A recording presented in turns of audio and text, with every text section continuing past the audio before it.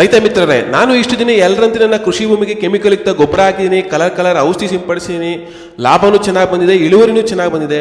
But ನನಗನ್ಸಿದ್ದೇನೆಂದರೆ ನಮ್ಮ ಕೈಯಾರೆ ನಮ್ಮ ಕೃಷಿ ಭೂಮಿನ ಮಣ್ಣನ್ನ ಹಾಳು ಮಾಡಿದ್ದೀವಿ ಅನಿಸುತ್ತೆ. ಸೊ ನಾನು ನನ್ನ ಮುಂದಿನ ಬೆಳೆಯಲ್ಲಿ ಒಂದು ಎಕ್ಸ್ಪೆರಿಮೆಂಟ್ ಮಾಡಬೇಕು ಅಂದ್ಕೊಂಡಿದ್ದೀನಿ. ಏನು ಎಕ್ಸ್ಪೆರಿಮೆಂಟ್ ಅಂತೀರಾ? ಸೊ ನನ್ನ ಮುಂದಿನ ಬೆಳೆಯಲ್ಲಿ ನಾನು ಯಾವುದೇ ಕೆಮಿಕಲ್ ಬಳಸಲ್ಲ, ನಮ್ಮ ಇಂದಿನ ಕಾಲದ ಸಾವಯವ ಕೃಷಿ ಪದ್ಧತಿ ಮೂಲಕ ಬೆಳೆನ ಬೆಳಿಬೇಕು ಅಂದ್ಕೊಂಡಿದ್ದೀನಿ. ಹಾಗೆ ಅದರ ಒಂದು ಭಾಗವಾಗಿ ಇವತ್ತು ರಾಪಪ್ ಅನ್ನೋ ಒಂದು ಡೋಸ್ನ ನನ್ನ ಕೃಷಿ ಭೂಮಿಗೆ ಸಿಂಪಡಿಸಿದ್ದೀನಿ. ಇದ್ರ ಯೂಸ್ ಏನಂದರೆ ಮಣ್ಣಿನ ಗುಣಮಟ್ಟ ಹಾಗೂ ಮಣ್ಣಿನಲ್ಲಿ ನಡೆಯುವ ಜೈವಿಕ ಕ್ರಿಯೆನ ಅಭಿವೃದ್ಧಿಪಡಿಸುತ್ತೆ.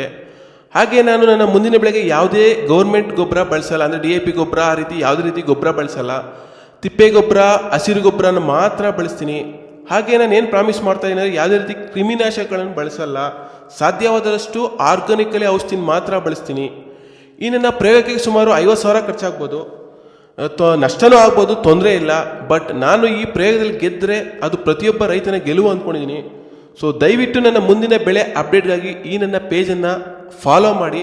ಹಾಗೆ ನಿಮ್ಮ ಅತಿ ಮುಖ್ಯವಾಗಿ ನಿಮ್ಮ ಅನಿಸಿಕೆಯನ್ನು ಕಮೆಂಟ್ ಮೂಲಕ ತಿಳಿಸಿ. ಈ ಒಂದು ಪ್ರಯೋಗದಲ್ಲಿ ನಾನು ಗೆಲ್ತೀನ ಅಥವಾ ಸೋಲ್ತೀನ ಅಥವಾ ನಿಧಾನ ಆಗ್ಬೋದಾ, ದಯವಿಟ್ಟು ನಿಮ್ಮ ಅನಿಸಿಕೆಗಳನ್ನು ಕಮೆಂಟ್ ಮೂಲಕ ತಿಳಿಸಿ. ಹಾಗೆ ಎಲ್ರಿಗೂ ವಿಶ್ವ ಮಣ್ಣಿನ ದಿನಾಚರಣೆಯ ಶುಭಾಶಯಗಳು. ಧನ್ಯವಾದಗಳು.